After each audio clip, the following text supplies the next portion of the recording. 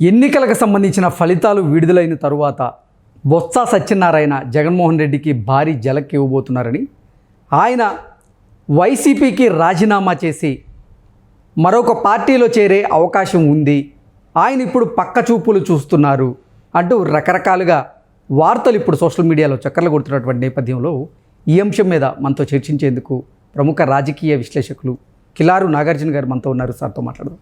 నాగార్జున గారు నమస్తే అండి. నమస్కారం.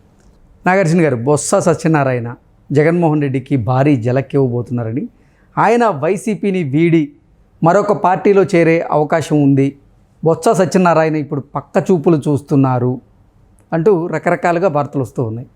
ఏంటి సార్, నిజంగా బొత్స సత్యనారాయణ వైసీపీని వీడే ఆ పరిస్థితులు కనపడుతున్నాయా? జగన్మోహన్ రెడ్డి బొత్స సత్యనారాయణను ఎన్నికల ప్రచారంలో భాగంగా పరిచయం చేస్తూ నాకు తండ్రి లాంటి వాడు అనగానే ఆయన కళ్ళు చెమర్చినటువంటి వీడియోలు ఇప్పుడు సోషల్ మీడియా వేదికగా చక్కర్లు కొడుతున్నటువంటి నేపథ్యంలో నిజంగా ఆయన వైసీపీని వీడేటువంటి పరిస్థితి ఉందా అంటే ఏం చెప్తారు? అంటే ఇప్పుడు మనం తీసుకుంటే ఆంధ్రప్రదేశ్లో ముఖ్యంగా సీనియర్ మోస్ట్ రాజకీయ నాయకుల లిస్ట్ కనుక మనం రాసుకుంటే ఆ టాప్ 5లో ఉండేటువంటి వ్యక్తి బొత్స సత్యనారాయణ. ఆయన ఏ పార్టీలో ఉన్నా తనదైనటువంటి ముద్ర, ఉత్తరాంధ్ర నాయకుడిగా, బలమైన నాయకుడిగా దాదాపు ఒక 2.5 దశాబ్దాలుగా ఆయన ఆ ప్రాంతం మీద పట్టు సాధించి ఆయన రాజకీయం చేస్తూ ఉన్నారు. తర్వాత మీరు బొత్స సత్యనారాయణ వ్యవహార శైలి కూడా గమనిస్తే, అంటే ఒక 15 సంవత్సరాల క్రితం రాజశేఖర రెడ్డి గారి క్యాబినెట్లో ఉన్నప్పుడు కొంచెం అగ్రెసివ్గా మాట్లాడి మాట తూలే తత్వం ఉండేది, కానీ రాను వైసీపీలోకి వచ్చిన తర్వాత కూడా ఎక్కడ మిగతా వాళ్ళలాగా మాట తూలి మాట్లాడటం కానీ, సబ్జెక్ట్ మీద ఏదైనా ఉంటే విమర్శలాగా చేశారే కానీ వ్యక్తిగత దోషణలకు ఎప్పుడు వెళ్ళదు. ఒక పెద్ద మనిషిలాగానే ఉంటారు, మెచ్యూర్డ్గా మాట్లాడతారు. అయితే జగన్మోహన్ రెడ్డిని కూడా ఒక స్టేజీలో ఒక అడుగు వెనక్కి వేసేటట్టుగా చేసినటువంటి నాయకుడు బొత్స సత్యనారాయణ. అవును. ఏ విషయంలో అంటే 2.5 సంవత్సరాలు కాగానే క్యాబినెట్ మొత్తం మార్చేసి కొత్త వాళ్ళని తీసుకొస్తానన్నటువంటి జగన్మోహన్ రెడ్డి కనీసం ఆయన్ని టచ్ చేసేటువంటి సాహసం కూడా చేయలేకపోయాడు. ఆ ఆలోచన చేస్తున్నాడు అనగానే సంకేతాలు పంపించాడు, నన్ను గనక ముట్టుకుంటే మిగతా వాళ్ళతో కలిసి పెద్దిరెడ్డి రామచంద్రారెడ్డి ఉన్నాడు, అనవసరంగా ఇబ్బంది పడతావు జాగ్రత్త అనేటువంటిది. ఆ దెబ్బతో ఒక 10 మందిని పాత వాళ్ళనే కంటిన్యూ చేయాల్సినటువంటి కంపల్షన్ జగన్మోహన్ రెడ్డికి కల్పించాడు. అంటే బొత్స సత్యనారాయణ యొక్క పైకి కనపడకపోయినా ఎంత బలవంతుడు అనేటువంటిది సత్తా తెలుస్తుంది. తెలిసినప్పుడు భవిష్యత్తును అంచనా వేయటానికి ఇంత సుదీర్ఘమైనటువంటి రాజకీయం ఉన్నటువంటి వాళ్ళకి ఖచ్చితంగా ఫ్యూచర్ ఏంటనేటువంటిది అర్థమవుతూ ఉంటుంది. ఓకే, అంటే ఈ సార్వత్రిక ఎన్నికల్లో వైసీపీకి ఘోర పరాభవం తప్పదని బొత్స సత్యనారాయణ భావించారా?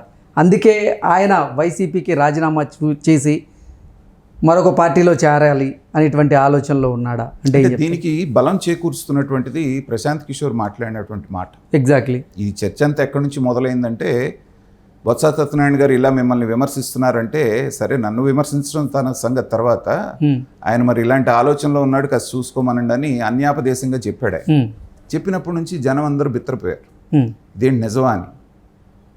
కాంగ్రెస్ పార్టీలో ఉన్నప్పుడు విజయమ్మ గారిని, జగన్మోహన్ రెడ్డిని అందరినీ కట్టగట్టి విమర్శించినటువంటి, దారుణంగా విమర్శించినటువంటి వ్యక్తి మరి వాళ్ళు ఈ పార్టీలోకి రాగానే నాకు పితృ సమానుడు అని చెప్పేసి జగన్మోహన్ రెడ్డి గారు అంటాం, ఆయన కళ్ళు చెమర్చడం అంటే ఏంటంటే, రాజకీయాల్లో ఎనీథింగ్ ఈజ్ పాసిబుల్.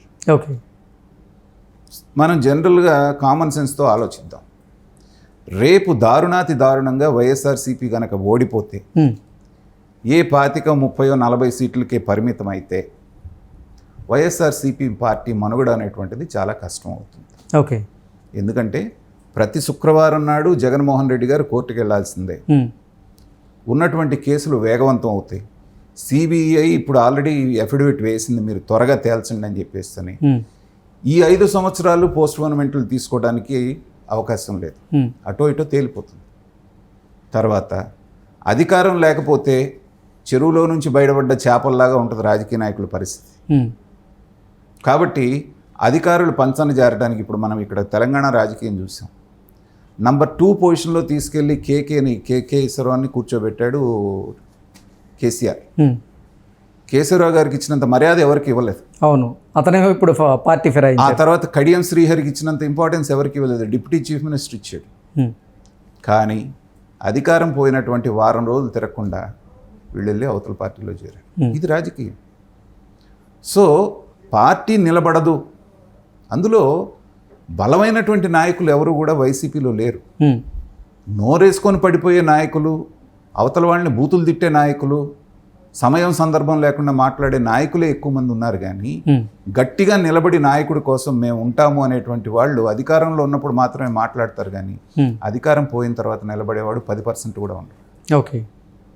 సో అలాంటి సందర్భంలో అక్కడుండి ఏం చేయాలి ఈయన? హ్మ్. అయితే రాజకీయ సన్యాసం తీసుకోవాలి, ఉన్న పదవితోటి సరిపెట్టుకోవాలి. హ్మ్. లేదా ఇంకా నాకు ఓపిక ఉంది నేను రాజకీయం చేయాలంటే పార్టీ అన్నా మారాలి.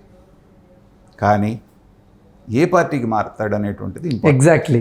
ఇప్పుడు ఏంటి సార్, ఆయన టీడీపీలోకి మారేటువంటి ఆ పరిస్థితులు ఉన్నాయా? టీడీపీలోకి తను ఇంతకు ముందులాగా నేను నా ఎమ్మెల్యే పదవిలోనే ఉంటాను, నన్ను మీ పార్టీలోకి చేర్చుకోండి అంటే చంద్రబాబు నాయుడు అప్పుడు 23 మందిని తీసుకున్నటువంటి పిచ్చి పని హ్మ్. ఈసారి చంద్రబాబు నాయుడు చేస్తాడని నేను అనుకోను. ఓకే. ఎందుకంటే ఆల్రెడీ దాని ఫలితం ఏంటనేటువంటిది 2019లో చూశారు. నైతికంగా కూడా అది కరెక్ట్ కాదు. హ్మ్. కాబట్టి ఈసారి రెండే ఆప్షన్స్ ఉంటాయి. ఒకటి రాజీనామా చేసి మళ్ళీ బై ఎలక్షన్లో పోటీ చేసిరా, హ్మ్. లేదా అన్అఫిషియల్గా ఇప్పుడు వల్లభనేని వంశీ మిగతా వాళ్ళు ఎలా అయితే 4 ఎమ్మెల్యేలు కంటిన్యూ అయ్యారో అలా కంటిన్యూ అవ్వాలి. హ్మ్. డైరెక్ట్గా తీసుకొచ్చి పదవి ఇచ్చేటువంటి అవకాశం కూడా లేదు. ఓకే. లేనప్పుడు దానాదీనా వెళ్ళాలి అంటే ఏంటంటే బీజేపీ ఒక ఆప్షన్ అనేటువంటిది అతనికి ఉంటుంది. హ్మ్. మరి ఏ పార్టీలోకి వెళ్తాడో ఇప్పుడు ప్రశాంత్ కిషోర్ చెప్పింది అయితే తెలుగుదేశంలోకి వెళ్ళడానికి ఆయన సిద్ధపడుతున్నాడు అనేటువంటి మాట. హ్మ్. ఖచ్చితంగా నేను మళ్ళీ బై ఎలక్షన్లో వెళ్ళినా నేనే గెలుస్తాను అనేటువంటి నమ్మకం ఒకవేళ ఉందనుకోండి, తెలుగుదేశంలోకి వెళ్ళి రాజీనామా చేసి మళ్ళీ ఎన్నికయ్యేటువంటి అవకాశం. అసలు బొత్స సత్యనారాయణని చంద్రబాబు గారు టీడీపీలోకి తీసుకునేటువంటి పరిస్థితులు ఉంటాయా? అది నేనైతే చాలా తక్కువ శాతం అవకాశం, ఒక 20% ఛాన్సెసే. కానీ హ్మ్. ఇంత రాజకీయం చూసి ఇంత దారుణమైనటువంటి అవమానాలు ఎదుర్కొన్నటువంటి చంద్రబాబు నాయుడు గారు ఆ పని చేస్తారని నేను అనుకోను. ఎలక్షన్ ముందైతే వేరే విధంగా ఉండేది. కానీ ఎలక్షన్ అయిపోయి అధికారంలోకి వచ్చిన తర్వాత, అధికారం మారిన తర్వాత వస్తున్నారంటే వాళ్ళందరూ అవకాశవాదులే. ఓకే. మీకు ఏదన్నా బలం తక్కువ ఉండి కాస్త కూస్తూ ఉంటే పర్వాలేదు. కానీ మీకు సరిపడా బలం ఉండి మీరే ఎవరికి పదవులు ఇవ్వాలో ఇప్పుడు, ఎందుకంటే 3 పార్టీలు ఉన్నాయి, హ్మ్. తెలుగుదేశం ఒకటే కాదు, పదవులు అందరికీ పంచాలి. హ్మ్. జనసేనకు పంచాలి, బీజేపీకి పంచాలి, వీళ్ళు తీసుకోవాలి, అవును. టికెట్ రాని వాళ్ళు ఉన్నారు. ఇవన్నీ ఉంటే ఇంకో కొత్త కొలువిని తీసుకొచ్చి నెత్తి మీద ఎందుకు పెట్టుకుంటారు? హ్మ్. అందుకని ఇవన్నీ కూడా ఏంటంటే ఊహాజనితమైనటువంటి ప్రశ్నలు. కాకపోతే నిజం అవుతాయి అంటే అవ్వచ్చు, హ్మ్. కాకుండానూ ఉండొచ్చు. ఓకే. ఒకవేళ కనుక బొత్స సత్యనారాయణ ఎటువంటి పదవి ఆశించకుండా టీడీపీలో కానీ లేదా జనసేనలో కానీ జాయిన్ అయితే పరిస్థితులు ఏ రకంగా ఉండే అవకాశం? ఖచ్చితంగా తీసుకుంటారు. ఎందుకంటే నేను ఇందాక చెప్పిందే ఉదాహరణ. ఉత్తరాంధ్రలో బొత్స సత్యనారాయణ గారు బలమైనటువంటి నాయకులు అంటూ మీరే చెప్తున్నటువంటి నేపథ్యంలో సో ఆయన్ని జనసేనలో చేర్చుకునేటువంటి పరిస్థితి ఉంటుందంటారా సార్?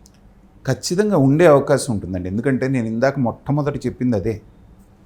రేపు పొద్దున ఎలా పోయి ఎలా వచ్చినా కానీ అనేటువంటి దాంట్లో చాలా బ్యాలెన్స్డ్గా మాట్లాడే మనిషి బొత్స సత్యనారాయణ.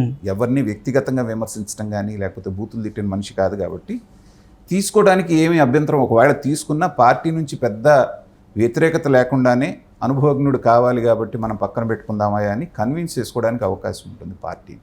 ఓకే. అదొక్కటే advantage. Okay. Okay sir, thank you so much. Thank you.